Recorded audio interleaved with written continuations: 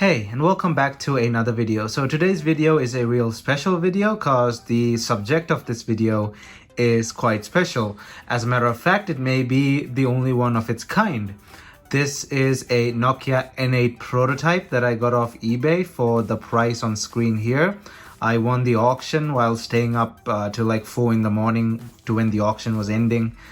And I won the auction, and it came from Eastern Europe. I forgot exactly which country it was, but Eastern Europe nevertheless. And this is the phone, as you can see here, and there's a lot to talk about this thing, so let's jump right in. We'll also be comparing it to the N8, the standard N8, as you see there.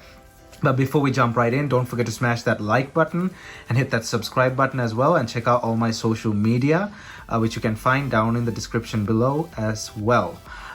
So now let's have a closer look at the Nokia N8 prototype.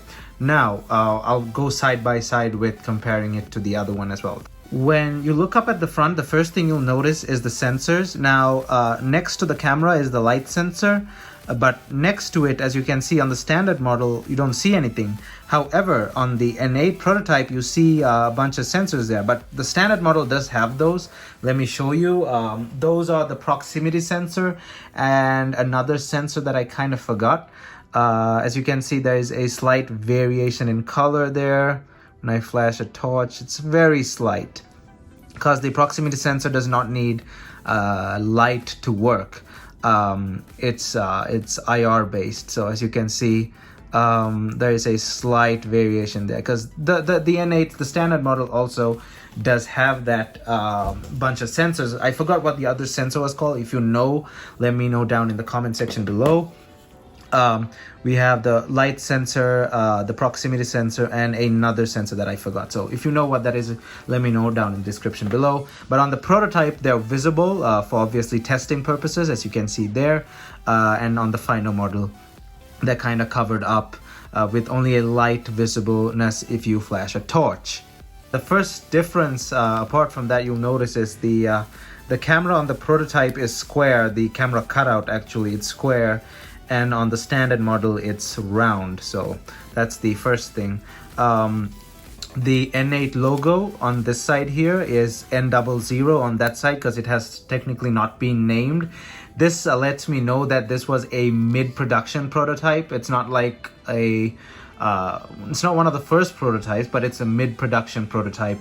At least it could be first stage prototype, but I can't be for sure, so I'm just gonna assume it's a mid-production prototype because this thing has a lot of differences from this phone to be a late prototype. It's definitely not a late prototype because late prototypes share a lot of similarities between the the final product, but this has a lot of major differences that I'll show you. One major difference, as you can see down here, is the physical accept decline call button.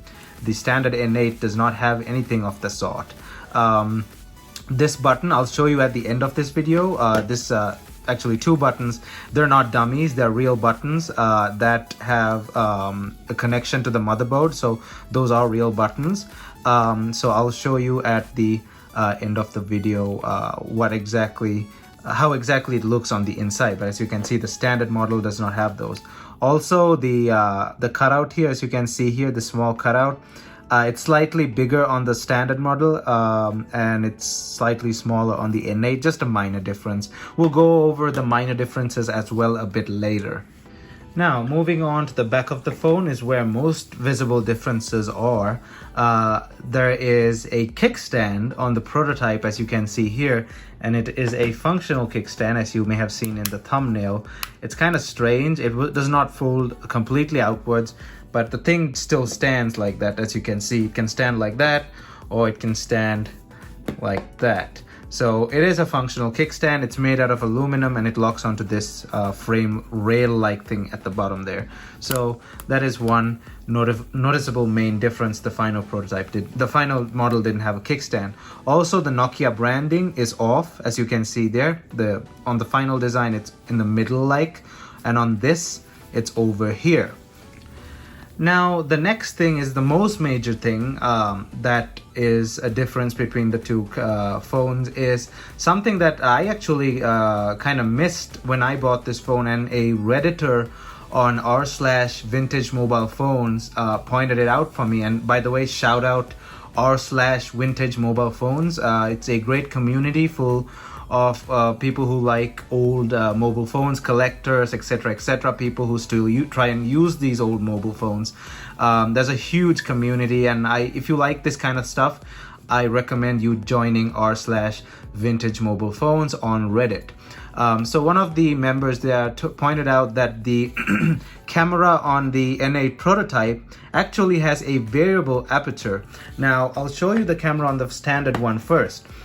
The camera on the standard one is 12 megapixel, 2.8 aperture, 28 millimeter. So 28 millimeter means the focal length. Now the focal length in the physical focal length is 5.9 millimeters on this thing. But when you put it on a 35 millimeter film camera, it converts to 28 millimeters. So 28 millimeters on a 35 millimeter film camera. It's f2.8, like I said earlier. 12 megapixel autofocus. Now the main thing about this camera is it's fixed. It's a fixed aperture. There's no changing the 2.8. The 2.8 is fixed. And the way the reason Nokia included a fixed aperture instead of, like, the main thing that Aperture does is dealing with bright conditions, and the way Nokia fixed the way that the phone is going to deal with brighter conditions is by installing an ND filter. Now the ND filter on the Nokia N8, some people like to take it off because it gives you a more raw image, sort of. But the ND filter is a thing on the N8, and what ND filter means is it's a natural density filter. It filters some of the light, and if the conditions get too bright, it engages, and I'll show you that in a bit how it works. Let me grab my phone here. Let me turn on the flash, and I'm gonna get another phone here for the flash, and we're gonna go into camera here. Now remember, ND filter is called natural density filter. So camera is there. I don't know if you'll see this in action. Now, as you can see, the ND filter opened. I don't know if you'll see this in action, but you'll definitely hear the clicking sound. So let me bring a bright light to it. Okay, so let me show you how this works. Now you may not see it because of the bright light, but you'll definitely hear it. So I'll stop talking.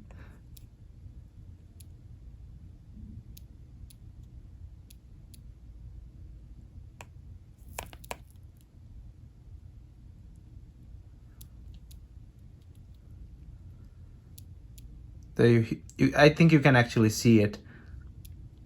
There you go. There, you saw it now, and you definitely heard it. Let me do that again.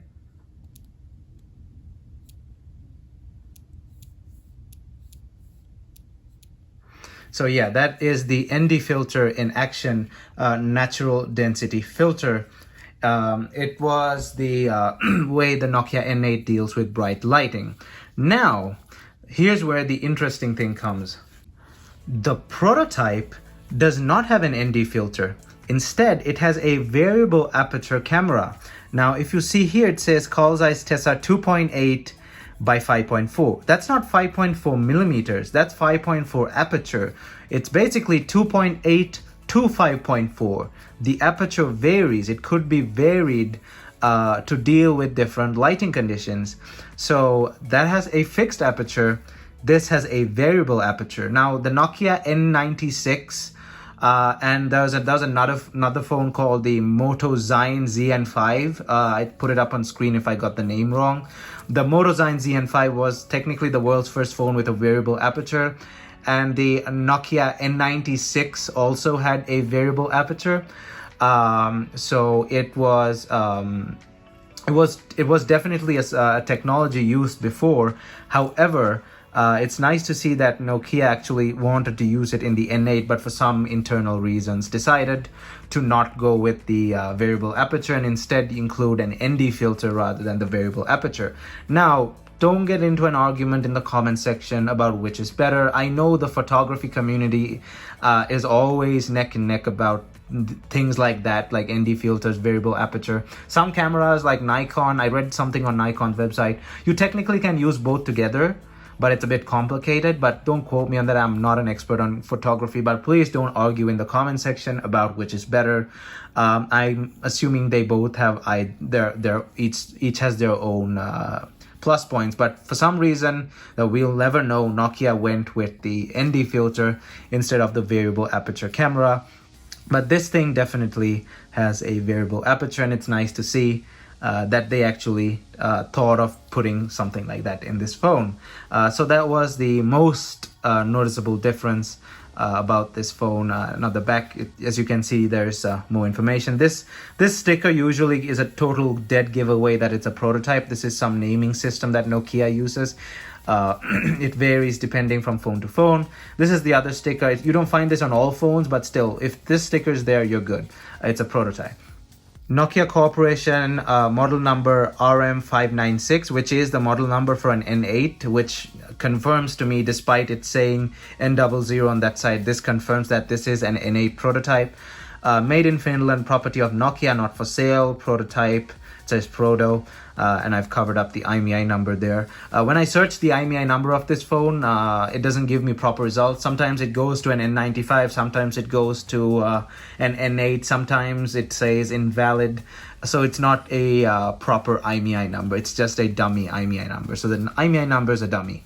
The rest of the phone, slight, very minor differences. This could have actually fallen off. The textured grip on the lock button, as you can see, it's pretty flat on the prototype. It technically could have fallen off. I think it's glued on there, but I'm not sure.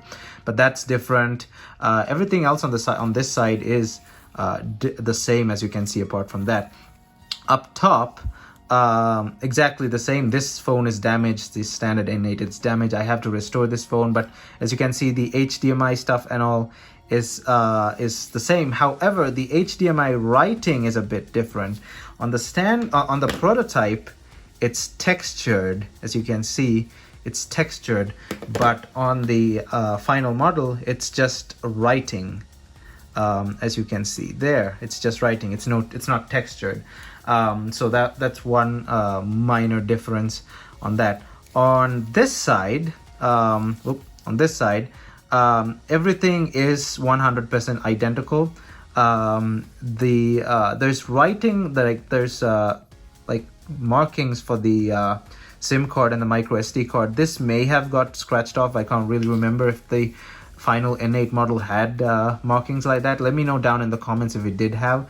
I don't have access to a N8 in good condition, but I'm pretty sure it did have. But apart from that, everything else looks the same. I've removed the screws on this phone already because I have one more thing to show you. I'll be removing the screws on this too. Let's go to the bottom. This is where another main difference is. As you can see, the N8's lanyard strap is here. The standard N8, the lanyard strap is here. But on the prototype, the lanyard strap is like that. So there's nothing over here. And on the standard N8, it has a... yeah, I guess that's about it. Yeah, there's nothing else visible at the bottom there. So the lanyard strap is the main difference. There's also writing on the final N8 in very vague, as you can see, information. There's no information there, obviously, because it's a prototype. There was another minor difference I saw earlier. Can't find that right now. Oh yeah, I should have showed you that earlier. There's the small cutout to put your finger and pull up the back, the top. Slightly bigger on the prototype. It could have gotten bigger by someone trying to open it, because I clearly see that someone has tried to open it there. But in general, it doesn't look the same. And up front, when you see, like I showed you earlier, clear difference is that sensor-like thing there, and the buttons down there, the extra buttons. The screen is scratched to hell on this, but that's what I thought initially. But then when I had a closer look, I can see that there's a screen protector on this thing.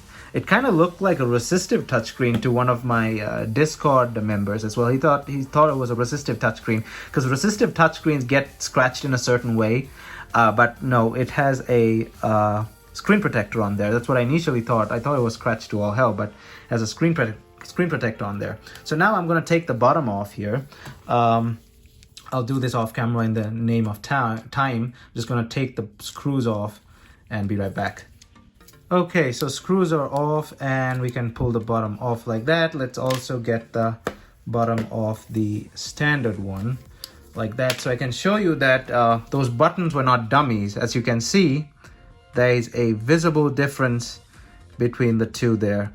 This thing has actual buttons. These actually click, as you can see here. They're not lit up by any lights, but they actually click. And I'll show you in a bit what I mean about lights, because this phone does not properly work.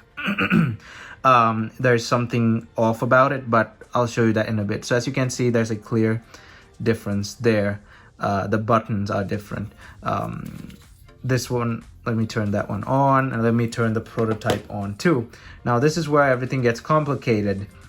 The thing powers on, and it seems to like boot up normally and stuff, but then it starts giving this form of error, which I have never seen. Well, I've found out some errors, but some of them I've never seen them before. By the way, this also uses a standard battery, just like the N8. I'll probably show you the battery at the end, but it's just a standard battery. So standard boot up, no big deal there. This thing also has an AMOLED. It's not an LCD. I can easily tell by when it turns off, it kind of loses power, and AMOLEDs lose power in a different way than LCDs, I can tell. So it's definitely an AMOLED. So app arc server thread is your first error. I found this in the deep bowels of XDA, and it's an automatic app launcher error. So if you've modded the phone and you try to launch a certain app at the start of the phone, when you're starting up the phone, this error comes. So it's not a very common error at all. I had never seen it before, even though I'm really experienced with old Nokias.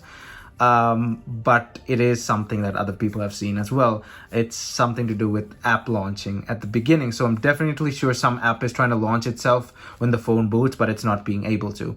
Next error is pip profile launcher auto start. Never heard of this, never found anything about it online. Something to do with a profile kind of launcher auto start. Next error, power monitor auto start. Don't know what that is, never seen it before. Still couldn't find anything about it online. Then again, it cycles over again. And finally, phone startup fail, contact the reseller. Now this, I've seen this before. It is an error that was very prominent in the Nokia C5, the QWERTY phone. That error used to come up due to various things. Sometimes if the SIM card's messing with your phone, that error comes up. Sometimes if there's a virus on your phone, that error comes up. There's a power issue where you have to jump the battery connectors. Well, not the battery connectors, the three prongs that connect to the battery. You have to jump those to a power controller IC using copper wire, and that kind of fixes that. It's something to do with the power, startup power. Also, there was another reason that came up, especially in the C5. It was it sometimes came up when you put a memory card, a malfunctioning memory card. That also came up. It was really random with the C5, as I remember. But also the 5800 had it in small numbers. The phones identical to the 5800, the other Express Music phones, the 5230, etc., etc. A couple of other phones had that contact retailer error. So I've tried a couple of things. I've tried resetting it and stuff, but considering this thing has 2 extra buttons there, it may have a different reset combo. So I tried everything, but doesn't work. It still doesn't work. So I'm still trying to figure out this software issue. It's running probably a very unpolished prototype version of Symbian or something. It's definitely got some it's got testing software on there for sure, but it looks like something you'd see on Symbian. But either way, there's no way I can get past this right now. It won't connect to a computer. It does not even play the Windows USB sound when plugged in. So there's something to do with drivers. I tried to install N8 drivers on Windows 10, but they don't work. I gotta try Windows 7 and maybe Windows XP as well later. However, this is a prototype, so the drivers may not be the same for the prototype and the standard model. So we're left with this phone for now as is. I'm not sure exactly what I may have to do to fix this. I'm not going to modify it in any way. Some people had suggested like going in and screwing with the board. I'm not going to modify this thing anyway. I paid $200 for this, and I don't kind of want to mess it up. I don't even want to go more than this in taking it apart. I've opened so many N8s before, but I don't want to like risk damaging this, because this thing may easily have more things on the inside that the standard N8 didn't have. So I don't want to risk, you know, screwing it up. So in case I can't fix that at all, I'll just leave it like that. That's probably the best thing to do. Let me put this back like that. I'll put that back later. Yeah, it's kind of tough. Anyway, that's all that there is to cover with this phone. Apart from the camera, the kickstand, and the extra buttons, everything else is small, minor cosmetic differences. Either way, that's it for this video. I will definitely do a follow-up video if anything new comes up. Maybe I manage to get this working again. Maybe something else comes up. I'll definitely make an update video to that. So please stay tuned, hit that subscribe button, and just hold on till the next video if it does come up. Also hit that like button if you really like this video and you want to see more content like this. And yeah, that's it for this video. Thanks for watching. Thumbs up, and I'll see you guys in my next video.